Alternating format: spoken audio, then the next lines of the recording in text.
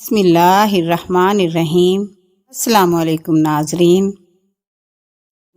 سن 3 ہجری میں غزوہ احد پیش آیا۔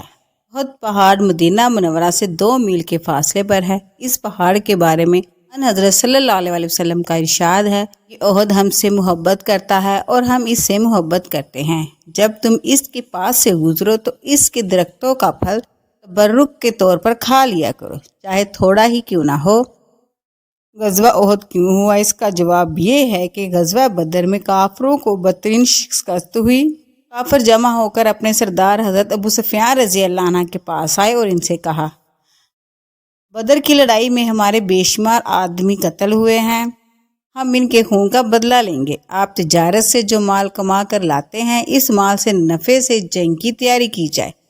حضرت ابو سفیان رضی اللہ عنہ نے ان کی بات منظور کر لی اور جنگ کی تیاری زور و شور سے شروع ہو گئی۔ کہا جاتا ہے کہ سامان تجارت سے جو نفع ہوا تھا وہ 50,000 دینار تھا۔ غزوہ بدر میں حضور نبی کریم صلی اللہ علیہ وسلم نے ابو حمزہ شاعر کو فدیہ لیے بغیر رہا کر دیا تھا۔ اس سے اقرار لیا تھا کہ مسلمانوں کے خلاف شعر نہیں کہے گا۔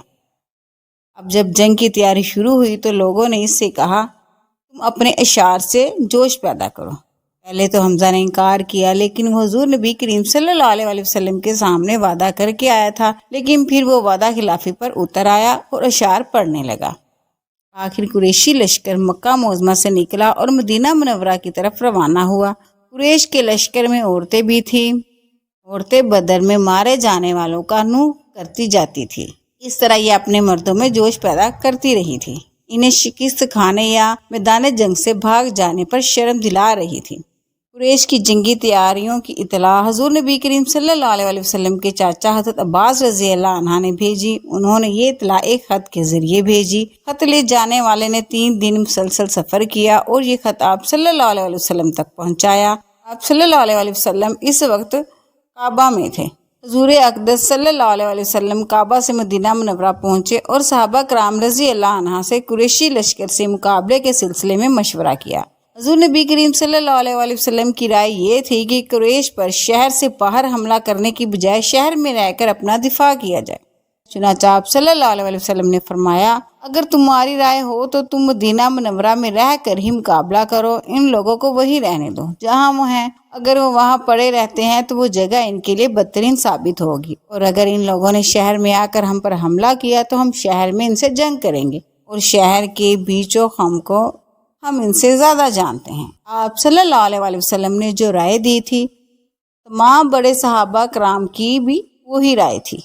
منافقوں کے سردار عبداللہ ابن ابی نے بھی یہی مشورہ دیا۔ یہ شخص ظاہر میں مسلمان تھا اور اپنے لوگوں کا سردار تھا۔ دوسری طرف کچھ پرجوش نوجوان صحابہ اور پختہ عمر کے صحابہ یہ چاہتے تھے کہ شہر سے نکل کر دشمن کا مقابلہ کیا جائے۔ یہ مشورہ دینے والوں میں زیادہ تر وہ لوگ تھے جو غزوہ بدر میں شریک نہیں ہو سکے تھے، اور انہیں اس کا بہت افسوس تھا۔ وہ اپنے دلوں کے ارمان نکالنا چاہتے تھے۔ ان لوگوں نے کہا، ہمیں ساتھ لے کر دشمنوں کے مقابلے کے لیے باہر چلیں تاکہ وہ ہمیں کمزور اور بزدل نہ سمجھیں، ورنہ ان کے حوصلے بہت بڑھ جائیں گے، اور ہم تو یہ سوچ بھی نہیں سکتے کہ وہ ہمیں دھکیلتے ہوئے ہمارے گھروں میں گھس آئیں۔ اور اے اللہ کے رسول، جو شخص بھی ہمارے علاقے میں آیا ہے ہم سے شکست کھا کر گیا ہے۔ اب تو آپ ہمارے درمیان موجود ہیں، اب دشمن ہم پر غالب کیسے آ سکتا ہے؟ حضرت حمزہ رضی اللہ عنہ نے بھی یہی تائید کی۔ آپ صلی اللہ علیہ وسلم نے ان کی بات مان لی۔ پھر آپ صلی اللہ علیہ وسلم نے جمعے کی نماز پڑھائی اور لوگوں کے سامنے وقت فرمایا۔ انہیں حکم دیا، مسلمانوں، پوری تندہی اور ہمت کے ساتھ جنگ کرنا۔ اگر تم لوگوں نے صبر سے کام لیا تو اللہ تعالیٰ تمہیں فتح اور کامرانی عطا فرمائیں گے۔ اب دشمن کے سامنے جا کر لڑنے کی تیاری کرو۔ لوگ یہ حکم سن کر خوشی ہو گئے۔ اس کے بعد آپ صلی اللہ علیہ وسلم نے سب کے ساتھ عصر کی نماز پڑھی۔ اس وقت تک ارد گرد سے بھی لوگ آئے تھے۔ پھر آپ صلی اللہ علیہ وسلم نے حضرت ابو بکر صدیق اور حضرت عمر رضی اللہ عنہ کے ساتھ گھر میں تشریف لے گئے۔ ان دونوں نے آپ صلی اللہ علیہ وسلم کے سر پر امامہ باندھا اور جنگی لباس پہنایا۔ باہر لوگ آپ صلی اللہ علیہ وسلم کا انتظار کر رہے تھے اور صفیں باندھے کھڑے تھے۔ اس وقت حضرت سعد بن معاذ اور حضرت اسد بن عزیر رضی اللہ عنہ نے مسلمانوں سے کہا، رسول اللہ صلی اللہ علیہ وسلم کی مرضی شہر میں رہ کر لڑنے کی تھی، تم لوگوں نے انہیں باہر نکل کر لڑنے پر مجبور کیا، بہتر ہوگا تم اب بھی اس معاملے کو ان پر چھوڑ دو۔ حضور اکرم صلی اللہ علیہ وسلم جو بھی حکم دیں گے، ان کی جو بھی رائے ہوگی بھلائی اسی میں ہوگی، اس لیے حضور نبی کریم صلی اللہ علیہ وسلم کی فرما برداری کرو۔ باہر یہ بات ہو رہی تھی، اتنے میں حضور نبی کریم صلی اللہ علیہ وسلم باہر تشریف لے آئے۔ آپ صلی اللہ علیہ وسلم نے جنگی لباس پہن رکھا تھا، دوہری ذرہ پہن رکھی تھی۔ ان ذروں کا نام ذات الفضول اور فضہ تھا۔ یہ آپ صلی اللہ علیہ وسلم کو بنی قینقاع سے مال غنیمت سے ملی تھی۔ ذرے آپ صلی اللہ علیہ وسلم نے لباس کے اوپر پہن رکھی تھی۔ اس وقت ان نوجوانوں نے عرض کیا، اللہ کے رسول، ہمارا مقصد یہ نہیں تھا کہ آپ کی رائے کی مخالفت کریں یا آپ کو مجبور کریں، لہٰذا آپ جو مناسب سمجھیں وہ کریں۔ اس پر حضور نبی کریم صلی اللہ علیہ وسلم نے ارشاد فرمایا، اب میں ہتھیار لگا چکا ہوں، تو کسی نبی کے لیے ہتھیار لگانے کے بعد ان کا اتار دینا اس وقت تک جائز نہیں جب تک کہ اللہ تعالیٰ اس کے اور دشمنوں کے درمیان فیصلہ فرما دے۔ آپ صلی اللہ علیہ وسلم نے اس موقع پر 3 پرچم بنوائے۔ ایک پرچم قبیلہ اوس کا تھا، یہ حضرت اسد بن حذیر رضی اللہ عنہ کے ہاتھ میں تھا۔ دوسرا پرچم مہاجرین کا تھا، یہ حضرت علی رضی اللہ عنہ یا حضرت مصعب بن عمیر رضی اللہ عنہ کے ہاتھ میں تھا۔ تیسرا پرچم قبیلہ خضر کا تھا، یہ حباب بن منظر رضی اللہ عنہ یا حضرت سعد بن عبادہ رضی اللہ عنہ کے ہاتھ میں تھا۔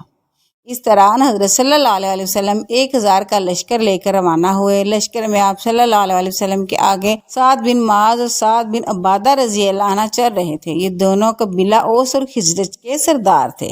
آپ صلی اللہ علیہ وسلم نے مدینہ منورہ میں ایک نبینہ صحابی حضرت عبداللہ ابن ام مکتوم رضی اللہ عنہ کو اپنا قائم مقام مقرر فرمایا۔ مدینہ منورہ سے کوچ کر کے آپ صلی اللہ علیہ وسلم ثنیہ کے مقام پر پہنچے، پھر یہاں سے روانہ ہو کر شیخین کے مقام پر پہنچے۔ شیخین 2 پہاڑوں کا نام تھا۔ یہاں آپ صلی اللہ علیہ وسلم نے لشکر کا معائنہ فرمایا اور کم عمر نوجوانوں کو واپس بھیج دیا۔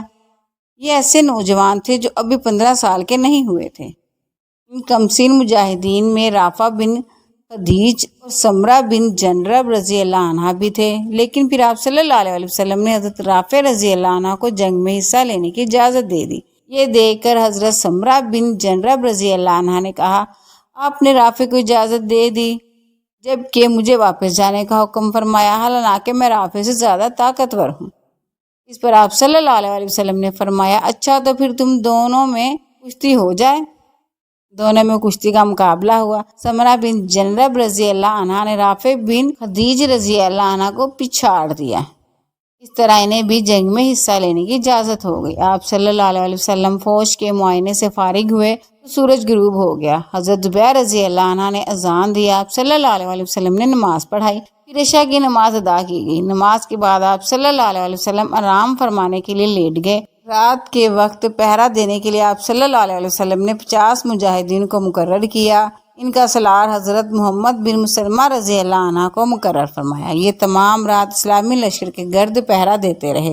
رات کے آخری حصے میں آپ صلی اللہ علیہ وسلم نے شیخین سے کوچ فرمایا اور صبح کی نماز کے وقت احد پہاڑ کے قریب پہنچ گئے۔ اسلامی لشکر نے جہاں پڑاؤ ڈالا اس مقام کا نام شوط تھا۔ آپ صلی اللہ علیہ وسلم نے یہاں فجر کی نماز ادا فرمائی۔ اس وقت لشکر میں عبداللہ بن ابی بن سلول بھی تھا، یہ منافق تھا۔ اس کے ساتھ 300 نوجوان تھے، یہ سب کے سب منافق تھے۔ اس مقام پر پہنچ کر عبداللہ بن ابی نے کہا، آپ نے میری بات نہیں مانی اور ان 9 عمر لڑکوں کا مشورہ مانا، حالانکہ ان کا مشورہ کوئی مشورہ ہی نہیں ہے۔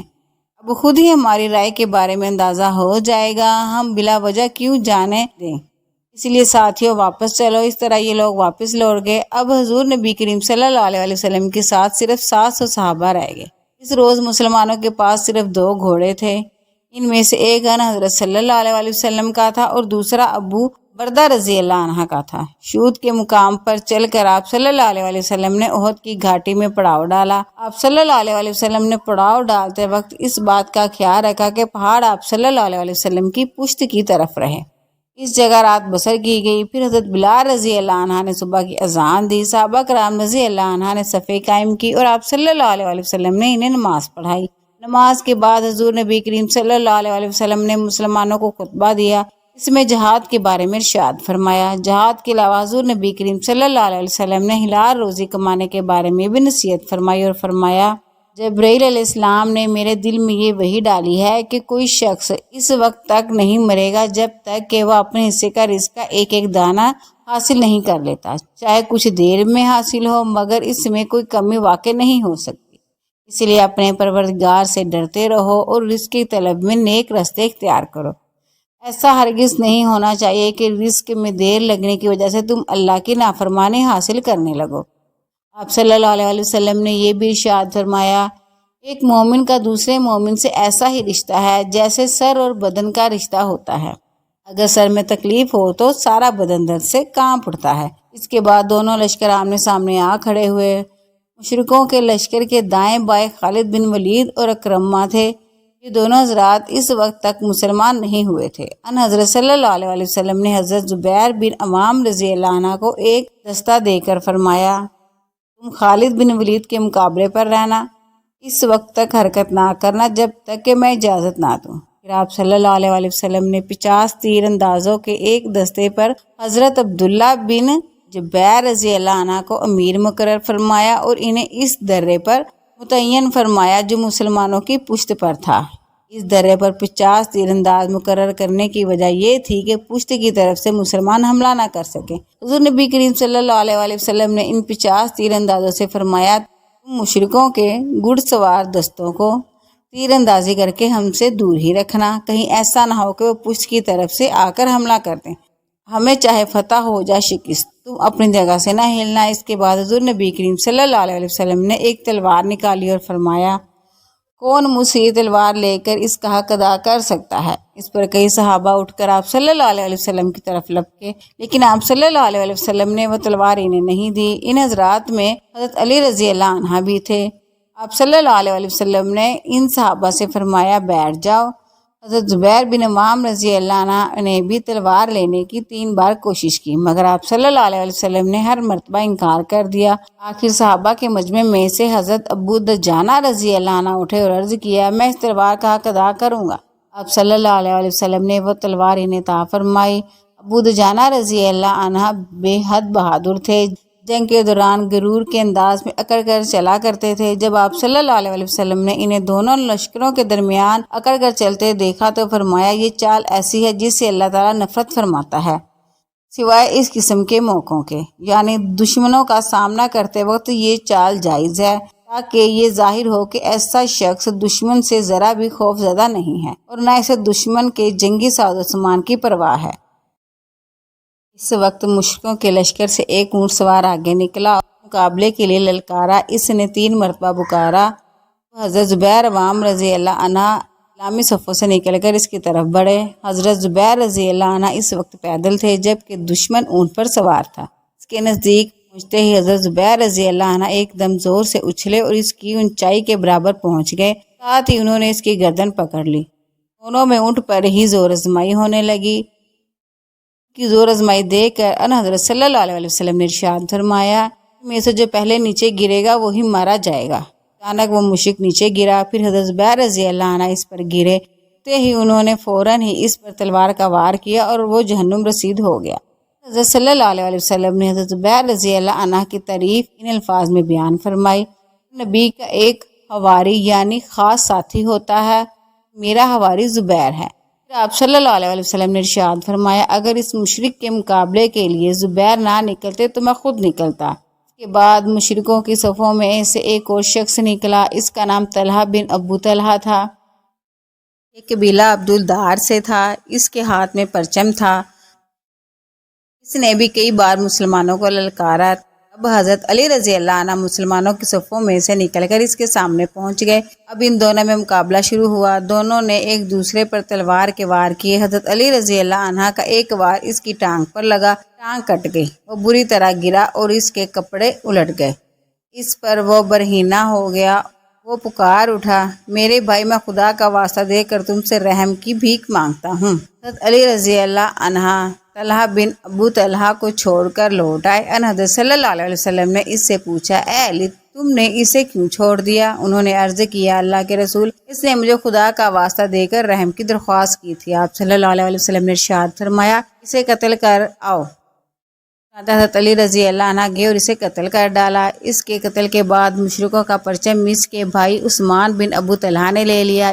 اس کے مقابلے پہ حضرت حمزہ رضی اللہ عنہ آئے، انہوں نے اس کے نزدیک پہنچتے ہی تلوار کا وار کیا، اس وار سے اس کا کندھا کٹ گیا، وہ گر پڑا اور دوسرے وار سے انہوں نے اس کا خاتمہ کر دیا۔ اب طلحہ کا بیٹا مصافہ آگے بڑھا، حضرت عاصم بن ثابت بن ابو الفلاح رضی اللہ عنہ نے اس پر تیر چلایا، وہ بھی ہلاک ہو گیا۔ اس کے بعد اس کا بھائی حارث میدان میں نکلا، حضرت عاصم رضی اللہ عنہ نے اسے بھی طاق کر تیر مارا اور وہ بھی مارا گیا۔ دونوں کی ماں بھی لشکر میں موجود تھی، اس کا نام سلافہ تھا۔ اس کے دونوں بیٹوں نے ماں کی گود میں دم توڑا۔ مرنے کے بعد سلافہ نے پوچھا بیٹے تمہیں کس نے زخمی کیا ہے؟ ایک بیٹے نے جواب دیا میں نے اس کی آواز سنی ہے، تیر چلانے سے پہلے اس نے کہا تھا کہ اس کو سنبھال، میں ابو الفلاح کا بیٹا ہوں۔ اس جملے سے سافلہ جان گئی کہ وہ تیر انداز حضرت عاصم بن ثابت رضی اللہ عنہ ہے، چنانچہ اس نے قسم کھائی اگر عاصم کا سر میرے ہاتھ لگا میں اس کی کھوپڑی میں شراب پیوں گی۔ ساتھ اس نے اعلان کیا کہ جو شخص بھی عاصم بن ثابت کا سر کاٹ کر لائے گا میں اسے 100 اونٹ انعام میں دوں گی۔ حضرت عاصم رضی اللہ عنہ اس جنگ میں شہید نہیں ہوئے، یہ واقعہ رجی میں شہید ہوئے، جس کا ذکر اپنے وقت میں آئے گا انشاءاللہ۔ دونوں کے قتل کے بعد ان کے بھائی کلاب بن طلحہ نے پرچم اٹھایا، اسے حضرت زبیر رضی اللہ عنہ نے قتل کر دیا۔ کلاب کے بعد اس کے بھائی جلاس بن طلحہ نے پرچم اٹھایا، حضرت طلحہ بن عبید رضی اللہ عنہ نے قتل کر دیا۔ اس طرح یہ چاروں اپنے باپ کی طرح وہی قتل ہو گئے۔ ان کے چچا عثمان بن طلحہ اور ابو سعد بن طلحہ بھی اسی غزوہ احد میں مارے گئے تھے۔ اس کے بعد قریشی پرچم ارطاطہ بن شرجیل نے اٹھایا، اس کے مقابلے میں حضرت علی رضی اللہ عنہ آئے، وہ ان کے ہاتھوں مارا گیا۔ اس کے بعد شری ابن کارز نے پرچم اٹھایا، وہ بھی مارا گیا۔ روایت میں یہ نہیں آیا کہ یہ کس کے۔ اس کے بعد پرچم ابو زید بن عمرو نے اٹھایا، اسے حضرت عثمان رضی اللہ عنہ نے قتل کیا۔ اس کے بعد ان لوگوں کے غلام ثواب نے پرچم اٹھایا، یہ بھی حبشی تھا، اس نے لڑنا شروع کیا یہاں تک کہ اس کا ایک ہاتھ کٹ گیا، جلدی سے بیٹھ گیا، پرچم کو اپنی گردن اور سینے کے سہارے اٹھائے رہا یہاں تک کہ وہ حضرت سعد بن ابی وقاص رضی اللہ عنہ کے ہاتھوں قتل ہوا۔ عام جنگ شروع ہو گئی، دونوں لشکر ایک دوسرے پر پوری طاقت سے حملہ آور ہوئے۔ اس جنگ کے شروع ہی میں مشرکوں کے گھڑ سوار دستے نے 3 مرتبہ اسلامی لشکر پر حملہ کیا، مگر ان حضرت صلی اللہ علیہ وسلم نے پہاڑی کے اوپر تیر اندازوں کا جو دستہ مقرر فرمایا تھا وہ ہر مرتبہ تیروں کی مار مار کر اس دستے کو پیچھے ہٹنے پر مجبور کر دیتا تھا۔ مشرکین تینوں مرتبہ بدحواسی کے عالم میں پیچھے ہٹنے پر مجبور ہو گئے۔ اس کے بعد مسلمانوں نے مشرکوں پر بھرپور حملہ کیا۔ حملہ اس قدر شدید تھا کہ مشرکوں کی طاقت کو زبردست نقصان پہنچا۔ اس وقت لڑائی پورے زور و شور پر تھی، مشرکوں کی عورتوں میں ہندہ بھی تھی، یہ ابو سفیان کی بیوی تھی، اس وقت تک یہ اسلام نہ لائی تھی اور مسلمانوں کے سخت ترین دشمن بہت تند مزاج تھی۔ انہوں نے اپنے ہاتھوں میں دف لے لیا اور اس کے ساتھ دوسری عورتیں بھی تھیں، انہوں نے بھی دف لے لیا۔ اب سب مل کر دف بجانے لگی اور گیت گانے لگیں۔ یہ قدم انہوں نے اپنے مردوں کو جوش دلانے کے لیے اٹھایا۔ ان حضرت صلی اللہ علیہ وسلم نے جانا رضی اللہ عنہ کو جو تلوار عطا فرمائی تھی انہوں نے اس کا حق ادا کر دیا۔ زبیر بن عوام رضی اللہ عنہ فرماتے ہیں کہ جب آپ صلی اللہ علیہ وسلم نے اعلان فرمایا کہ اس تلوار کا حق کون ادا کرے گا تو میرے 3 مرتبہ تلوار مانگنے کے باوجود آپ نے وہ تلوار مجھے مرحمت نہ فرمائی، نہ کہ میں آپ کا ذات تھا۔ پھر آپ صلی اللہ علیہ وسلم نے تلوار ابو دجانہ کو دے دی تو میں نے دل میں کہا دیکھتا ہوں کہ یہ اس تلوار کا حق ادا کس طرح کرتا ہے۔ اس کے بعد میں نے اس کا پیچھا کیا اور سائے کی طرح اس کے ساتھ لگا رہا۔ میں نے دیکھا انہوں نے اپنے موزے میں سے ایک سرخ رنگ کی پٹی نکالی، اس پٹی پر ایک طرف لکھا تھا اللہ کی مدد فتح قریب ہے، اسی طرف لکھا تھا جنگ میں بزدلی شرم کی بات ہے، جو میدان سے بھاگا وہ جہنم کی آگ سے نہیں بچ سکتا۔ پٹی نکال کر انہوں نے اپنے سر پر باندھ لی۔ سارے مسلمانوں نے جب یہ دیکھا تو وہ بول اٹھے ابو دجانہ نے موت کی پٹی باندھ لی ہے۔ ساریوں میں یہ بات مشہور تھی کہ حضرت جانا رضی اللہ عنہ جب یہ پٹی سر پر باندھ لیتے ہیں تو پھر دشمنوں پر اس طرح ٹوٹ ہیں کہ کوئی اس کے مقابلے میں ڈٹ نہیں سکتا۔ چنانچہ اس پٹی کے باندھنے کے بعد انہوں نے انتہائی خوفناک انداز میں جنگ شروع کر دی۔ دشمن پر موت بن کر گرے انہوں نے ایک گاجر مولی کی طرح کاٹ کاٹ کر رکھ دیا۔ دشمنوں کو اس حد تک قتل کیا کہ آخر یہ تلوار مڑ گئی اور مڑ کر کرنتی جیسی ہو گئی۔ اس وقت مسلمان تلوار اٹھے۔ بدھ جانا نے واقعی تلوار کا حق ادا کر دیا ہے۔ حضرت زبیر رضی اللہ عنہ کہتے ہیں کہ مشرکوں میں شخص میدان جنگ میں زخمی مسلمانوں کو تلاش کر کر کے شہید کر رہا تھا۔ یہ نظر اس پر پڑی تو میں نے دعا مانگی، اے اللہ اس کا سامنا بدھ جانا سے ہو جائے۔ میں نے میری دعا قبول فرمائی اور اس کا سامنا بدھ جانا رضی اللہ عنہ سے ہو گیا۔ دونوں میں تلوار کے وار ہونے لگے۔ اس مشرک نے بدھ جانا رضی اللہ عنہ پر تلوار بلند کی۔ مشرک کے اس وار کو بدھ جانا رضی اللہ عنہ نے اپنے چمڑے کی ڈھال پر روکا۔ مشرک کی تلوار اس کی ڈھال میں پھنس گئی۔ اسی موقع سے فائدہ اٹھاتے ہوئے بدھ جانا رضی اللہ عنہ نے اپنی تلوار سے اس کا کام تمام کر دیا۔ حضرت سعد بن وقاص رضی اللہ عنہ فرماتے ہیں کہ پھر ایک موقع پر میں نے بدھ جانا رضی اللہ عنہ کو وہی تلوار بنت عتبہ کو قتل کرنے کے لیے بلند کرتے دیکھا، لیکن پھر انہوں نے اس عورت کو قتل نہ کیا۔ اس بارے میں جب میں نے ان سے پوچھا تو انہوں نے جواب دیا، میں نے مناسب نہ سمجھا کہ رسول اللہ صلی اللہ علیہ وسلم تلوار سے ایک عورت کا قتل کروں، اس لیے اسے چھوڑ کر ہٹ گیا۔ حضرت حمزہ رضی اللہ عنہ بھی اس کی طرح انتہائی سرفروشی سے جنگ کر رہے تھے۔ اس روز حضرت حمزہ رضی اللہ عنہ بیک وقت دو تلواروں سے لڑ رہے تھے، یعنی ان کے دونوں ہاتھوں میں تلواریں تھیں اور لڑتے ہوئے وہ کہتے جا رہے تھے، اللہ کا شیر ہوں۔ سے میں صبا بن عبد العزین کے سامنے آ گیا۔ انہوں نے اسے للکارا، پھر تیزی سے اس کی طرف بڑھے اور اس کے سر پر کر تلوار کا وار کیا۔ صبا فوراً ہی ڈھیر ہو گیا۔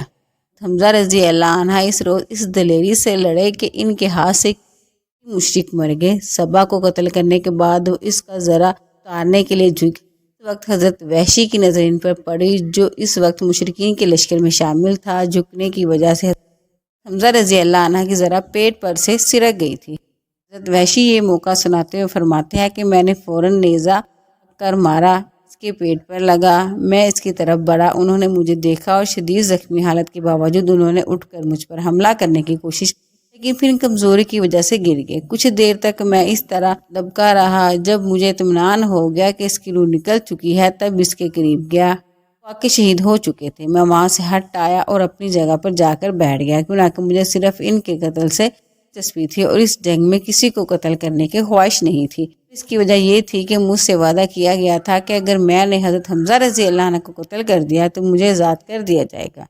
وحشی رضی اللہ عنہ حضرت بیر بن معتم رضی اللہ عنہ کے غلام تھے اور وہ اس وقت مسلمان نہیں ہوئے تھے۔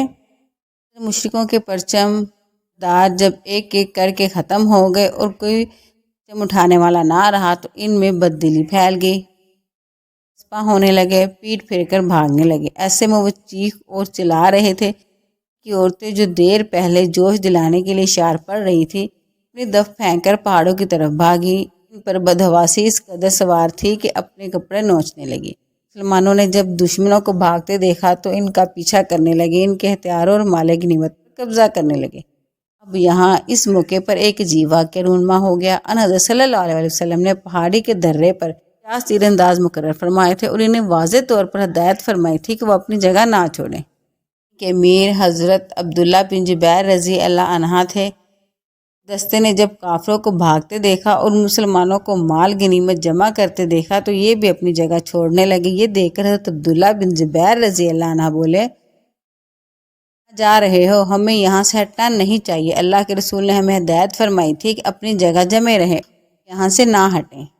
ان کے ساتھی بولے، اب مشرکوں کو شکست ہو گئی ہے، اب ہم یہاں ٹھہر کر کیا کریں گے؟ حضرت عبداللہ بن جبیر رضی اللہ عنہ روکتے رہ گئے لیکن وہ نہ مانے اور میدان میں چلے گئے، لیکن حضرت عبداللہ بن جبیر رضی اللہ عنہ اور چند ساتھی وہیں رکے رہے۔ تعداد 10 سے بھی کم تھی۔ انہوں نے نیچے کا رخ کرنے والوں سے کہا، ہم رسول اللہ صلی اللہ علیہ وسلم کے حکم کی خلاف ورزی ہرگز نہیں کر سکتے۔ اس طرح وہاں 10 سے بھی کم مجاہد رہ گئے۔ اس وقت حضرت خالد بن ولید کی نظر درے پر پڑی۔ کافروں کے ایک دستے کی سالار تھے، وہ لشکر کے دائیں بازو پر مقرر تھے۔ شکست کے بعد یہ اس طرح سے ہو رہے تھے کہ درے پر نظر پڑی۔ جنگ کے دوران بھی یہ اس طرف سے بار بار حملہ کرنے کی کوشش کرتے رہے تھے۔ لیکن 50 تیر اندازوں کی تیروں کی جاڑ نے ان کی پیش قدمی روک دی تھی۔ اب انہوں نے دیکھا کہ وہاں 50 کے بجائے چند مسلمان رہ گئے ہیں تو اپنے دستے کے ساتھ اس پر حملہ آور ہوئے۔ ان کے دستے کے ساتھ ہی اکرمہ بن ابو جہل اپنے دستے کے ساتھ اس طرف پلٹ پڑے۔ اس طرح پورے دوستوں نے ان چند مسلمانوں پر حملہ کر دیا۔ ان کا حملہ اس قدر زبردست تھا کہ پہلے ہی حملے میں حضرت عبداللہ بن زبیر رضی اللہ عنہ اور ان کے ساتھ شہید ہو گئے۔ مشرکوں نے حضرت عبداللہ بن زبیر رضی اللہ عنہ کی لاش کا مسئلہ کیا، یعنی ان کی ناک، کان، ہاتھ اور پیر کاٹ ڈالے۔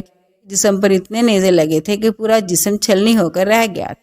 لیکن آفرین ہے اس مرد مجاہد پر کہ وہ حضور نبی کریم صلی اللہ علیہ وسلم کے حکم پر وہاں سے نہ ہٹے۔ اب ان دونوں دستوں نے درے کی طرف سے مسلمانوں کی پشت پر اچانک بہت زور کا حملہ کیا۔ مسلمان اس وقت مال غنیمت لوٹنے میں مصروف تھے۔ ان میں سے اکثر نے اپنی تلواریں نیام میں ڈال لی تھی۔ پڑ توڑ حملے نے انہیں بدحواس کر دیا۔ کافر اس وقت پورے جوش کی حالت میں حبل یا عزی نعرے لگا رہے تھے، یعنی اپنے بتوں کے نام پکار رہے تھے۔ مسلمان اس حملے سے اس قدر بدحواس ہوئے کہ ادھر ادھر بھاگنے لگے۔ اس وقت تک انہوں نے اتنے کافروں کو قیدی بنا لیا تھا، جتنا مال غنیمت لوٹ چکے تھے وہ سب چھوڑ کر بھاگ کھڑے ہوئے تھے۔ مشرکوں کا پرچم اس وقت زمین پر پڑا تھا۔ ایک مشرک عورت بنت اکلمہ کی نظر اس پر پڑی تو اس نے لپک کر اس کو اٹھا لیا اور بلند کر دیا۔ تو جو مشرک بھاگ رہے تھے وہ بھی اپنے پرچم کو بلند ہوتا دیکھ کر پلٹ پڑے اور جان گئے جنگ کا پاسا پلٹ گیا ہے۔ سب دوڑ دوڑ کر اپنے پرچم کے گرد جمع ہونے لگے اور بدحواس مسلمانوں پر حملہ آور ہونے لگے۔ ایسے میں ایک مشرک ابن کما نے پکار کر کہا، محمد قتل کر دیے گئے ہیں۔ معاذ اللہ، خبر نے مسلمانوں کو اور زیادہ بدحواس کر دیا۔ ایسے میں ایک صحابہ نے کہا، جبکہ حضرت صلی اللہ علیہ وسلم قتل ہو چکے ہیں تو ہم لڑ کر کیا کریں گے؟ پر کچھ صحابہ رضی اللہ عنہ نے کہا، اگر اللہ کے رسول صلی اللہ علیہ وسلم شہید ہو گئے ہیں تو کیا تم اپنے نبی کے دین کے لیے لڑو گے؟ تم شہید کی حیثیت سے اپنے خدا کے سامنے حاضر ہو۔ ثابت بن وہدار رضی اللہ نے پکار کر کہا، اے گروہ انصار، اگر محمد صلی اللہ علیہ وسلم شہید ہو گئے ہیں تو اللہ تعالیٰ تو زندہ ہے، یہ تو موت نہیں آ سکتی۔ اپنے دین کے لیے لڑو، اللہ تعالیٰ فتح اور کامرانی عطا فرمائے گا۔ سنتے ہی انصار کے ایک گروہ نے مشرکوں کے اس دستے پر حملہ کر دیا، جس میں خالد بن ولید، اکرمہ بن ابو جاہل، عمرو بن عاص اور زرار بن خطاب موجود تھے، اور یہ چاروں زبردست جنگجو تھے۔ انصار کے حملے کے جواب میں خالد بن ولید نے ان پر جوابی حملہ کیا۔ اس جوابی حملے میں ابن وہدار رضی اللہ عنہ اور اس کے ساتھی شہید ہو گئے۔ نواسی کے عالم میں کچھ لوگ مدینے کی طرف پلٹ پڑے تھے کہ رستے میں ام ایمن رضی اللہ عنہ آ گئی۔ وہ بولی، مانو یہ کیا تم پھیر کر جا رہے ہو؟ اس پر وہ پلٹ پڑے اور مشرکوں پر حملہ آور ہوئے۔ اسی طرف مسلمانوں کے تتر بتر ہو جانے کی وجہ سے مشرکوں کو ایک گروہ نے نبی کریم صلی اللہ علیہ وسلم پر حملہ کر دیا۔ صلی اللہ علیہ وسلم اس سخت وقت میں بھی ثابت قدم رہے اور اپنی جگہ پر جمے رہے۔ عالم میں آپ صلی اللہ علیہ وسلم اپنے صحابہ رضی اللہ عنہ سے فرما رہے تھے، اے فلاں میری طرف آؤ، اے فلاں میری طرف آؤ، میں اللہ کا رسول ہوں۔ ہر طرف سے آپ صلی اللہ علیہ وسلم پر تیروں کی بجھاڑ ہو رہی تھی۔ اس حالت میں ان تیروں سے اللہ تعالیٰ نے آپ صلی اللہ علیہ وسلم کی حفاظت فرمائی۔ اس نازک وقت میں صحابہ کرام رضی اللہ عنہ کی ایک جماعت آپ صلی اللہ علیہ وسلم کی گرد جمع رہی۔ یہ جماعت مشرکوں کے مسلسل حملے کو روک رہی تھی، کو پروانوں کی طرح نبی کریم صلی اللہ علیہ وسلم پر قربان کر رہی تھی۔ ان میں سے حضرت ابو طلحہ رضی اللہ عنہ بھی تھے، جو دشمنوں کے وار اپنی ڈھال پر روک رہے تھے۔ بہت اچھے تیر انداز تھے، نشانہ بہت پختہ تھا، چنانچہ دشمنوں پر مسلسل بھی چلا رہے تھے اور کہتے جا رہے تھے، میری جان آپ پر فدا ہو جائے، میرا چہرہ آپ کے لیے ڈھال بن جائے۔ نبی کریم صلی اللہ علیہ وسلم کو کسی مسلمان کے ترکش میں تیر نظر آتے تو اسے فرماتے، نہ ترکش ابو طلحہ کے سامنے الٹ دو۔ ابو طلحہ رضی اللہ عنہ نے اس روز اس قدر تیر اندازی کی کہ ان کے ہاتھ سے کمانیں ٹوٹ گئی۔ نبی کریم صلی اللہ علیہ وسلم کو دیکھنے کے لیے سر اوپر کرتے تو حضرت ابو طلحہ رضی اللہ عنہ پکار اٹھتے، اللہ کے رسول آپ اپنا سر اوپر نہ کریں، کہیں کوئی تیر آپ کو نہ لگ جائے۔ خود پنجوں کے بل حضور نبی کریم صلی اللہ علیہ وسلم کے بالکل سامنے آ جاتے تاکہ حضور نبی کریم صلی اللہ علیہ وسلم محفوظ رہے، تیر لگے تو مجھ کو لگے۔ اس کا نام کتوم تھا۔ کمان کا ایک سرا ٹوٹ گیا تھا اور دست مبارک میں کمان کی بالشت بھری ڈوری رہ گئی تھی۔ آپ صلی اللہ علیہ وسلم نے حضرت عکاشہ ابن محصن رضی اللہ عنہ کو کمان کی ڈوری باندھنے کا حکم فرمایا۔ انہوں نے عرض کیا، اللہ کے رسول، ڈوری چھوٹی ہو گئی ہے اسی لیے بند نہیں سکتی۔ اس پر حضور اکرم صلی اللہ علیہ وسلم نے ارشاد فرمایا اس کو کھینچو پوری ہو جائے گی۔ عائشہ رضی اللہ عنہا کہتے ہیں اللہ کی قسم میں نے اس ڈوری کو کھینچا تو وہ کھینچ کر اتنی لمبی ہو گئی کہ وہ کمان کے دونوں سروں پر پوری آ گئی۔ میں نے ایک سرے پر 2-3 بل بھی دیے اور پھر اس پر گرا لگائی۔ اس وقت آپ صلی اللہ علیہ وسلم کے آس پاس جو صحابہ کرام موجود تھے انہوں نے دشمنوں سے زبردست جنگ کی۔ ان میں حضرت سعد بن ابی وقاص رضی اللہ عنہ بھی تھے، یہ بھی زبردست تیر انداز تھے۔ یہ کہتے ہیں کہ نبی کریم صلی اللہ علیہ وسلم تیر اٹھا اٹھا کر مجھے دے رہے تھے اور فرماتے جا رہے تھے اے سعد تیر اندازی کرتے جاؤ، تم پر میرے ماں باپ قربان۔ وہ فرماتے ہیں حضور اکرم صلی اللہ علیہ وسلم کے ہاتھ سے مجھے ایک تیر ایسا بھی ملا جس کے سرے پر پھل نہیں تھا، یعنی تیز دار نوک نہیں تھی۔ آپ صلی اللہ علیہ وسلم نے بھی دیکھ لیا تھا کہ تیر کا پھل نہیں ہے۔ آپ صلی اللہ علیہ وسلم نے ارشاد فرمایا یہی تیر چلاؤ۔ اس پر حضرت سعد رضی اللہ عنہ نے دعا کرتے ہوئے کہا اے اللہ یہ تیر تیرا ہے، اس کو دشمن کے سینے میں پیوست کر دے۔ ساتھ ہی حضرت صلی اللہ علیہ وسلم فرما رہے تھے اے اللہ سعد کی دعا قبول فرما، اے اللہ اس کی تیر اندازی کو درست فرما۔ پھر حضرت سعد بن ابی وقاص رضی اللہ عنہ کا ترکش خالی ہو گیا، تیر ختم ہو گئے۔ تب نبی کریم صلی اللہ علیہ وسلم نے اپنا ترکش ان کے سامنے الٹ دیا۔ حضرت سعد رضی اللہ عنہ پھر تیر چلانے لگے۔ حضرت سعد بن ابی وقاص رضی اللہ عنہ کی دعا بہت جلدی قبول ہوتی تھی۔ ایک بار حضرت سعد بن ابی وقاص رضی اللہ عنہ سے کسی نے پوچھا آپ کی دعائیں کیوں فوراً قبول ہوتی ہیں؟ انہوں نے جواب دیا میں زندگی بھر کوئی لقمہ یہ جانے بغیر منہ تک نہیں لے گیا کہ یہ کہاں سے آیا ہے، مطلب یہ کہ ہمیشہ حلال کھایا۔ اس بارے میں حضور نبی کریم صلی اللہ علیہ وسلم کا فرمان ہے قسم اس ذات کی جس کے قبضے میں میری جان ہے، جب بھی کوئی بندہ حرام لقمہ اپنے پیٹ میں ڈالتا ہے تو 40 دن تک اس کی کوئی دعا قبول نہیں ہوتی۔ اسی سلسلے میں ایک حدیث کے الفاظ یہ ہیں جس کا کھانا حرام ہو، جس کا پینا حرام ہو اور جس کا لباس حرام ہو، اس کی دعائیں کیسے قبول ہو سکتی ہیں؟ اس روز حضرت سعد رضی اللہ عنہ نے 1000 تیر چلائے۔ ہر تیر پر حضرت صلی اللہ علیہ وسلم نے ان سے فرمایا تیر اندازی کرو، تم پر میرے ماں باپ قربان ہوں۔ حضرت علی رضی اللہ عنہ فرماتے ہیں میں نے نبی کریم صلی اللہ علیہ وسلم سے یہ جملہ حضرت سعد کے علاوہ کسی اور کے لیے کہتے ہوئے نہیں سنا کہ میرے ماں باپ تم پر قربان ہوں۔ حضرت سعد رضی اللہ عنہ رشتے میں حضور نبی کریم صلی اللہ علیہ وسلم کے ماموں لگتے تھے، اس لیے ان کے بارے میں حضور اکرم صلی اللہ علیہ وسلم یہ بھی فرمایا کرتے تھے یہ سعد میرے ماموں ہیں، کوئی مجھے ایسا ماموں تو دکھائے۔ اس روز حضرت سعد رضی اللہ عنہ کے علاوہ حضرت سہیل بن حنیف رضی اللہ عنہ نے بھی تیر چلائے، جو کہ اس نازک وقت میں حضور نبی کریم صلی اللہ علیہ وسلم کے قریب رہنے والوں میں شامل تھے۔ حضرت زید بن عاصم رضی اللہ عنہ کی بیوی حضرت ام عمارہ رضی اللہ عنہ اس روز مجاہدین کو پانی پلا رہی تھی۔ جب جنگ کا پاسا پلٹا، مسلمانوں کی فتح شکست میں بدلی تو یہ اس وقت بھی زخمیوں کو پانی پلا رہی تھی۔ انہوں نے مسلمانوں کو بھاگتے دیکھا اور مشرکوں کو نبی کریم صلی اللہ علیہ وسلم کے گرد جمع ہوتے دیکھا تو بے چین ہو گئی۔ جلدی سے آپ صلی اللہ علیہ وسلم کے قریب پہنچی اور تلوار کے ذریعے دشمنوں سے لڑنے لگی۔ تلوار چلاتے چلاتے جب زخمی ہو گئی تو تیر کمان سنبھال لیا اور مشرکوں پر تیر چلانے لگی۔ ایسے میں انہوں نے ابن کیمہ مشرک کو آتے دیکھا، وہ یہ کہتا ہوا چلا آ رہا تھا مجھے بتا محمد کہاں ہے، اگر آج وہ بچ گئے تو سمجھے میں نہیں بچا۔ یہ کہنے سے اس کا مقصد یہ تھا کہ آج یا وہ رہیں گے یا میں رہوں گا۔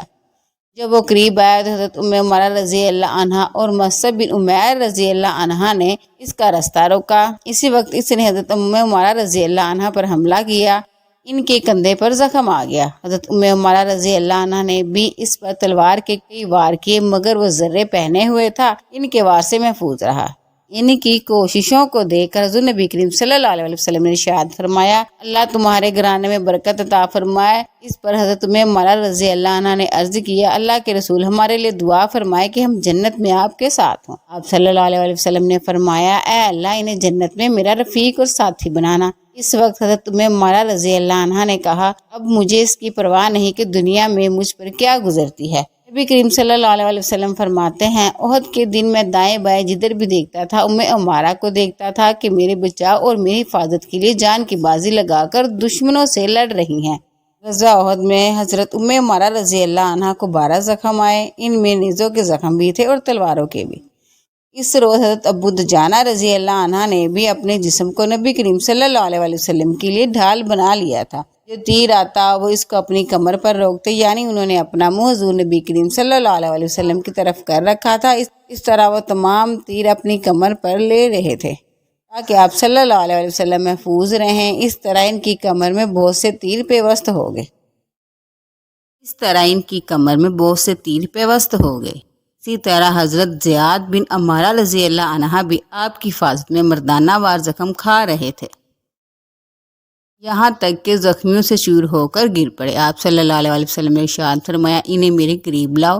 ان کی خوش قسمتی دیکھیے کہ انہیں آپ صلی اللہ علیہ وسلم کے قریب لایا گیا۔ جب انہیں زمین پر لٹایا گیا تو انہوں نے اپنا منہ اور رخسار حضور نبی کریم صلی اللہ علیہ وسلم کے قدموں پہ رکھ دیا اور اسی حالت میں جان دے دی۔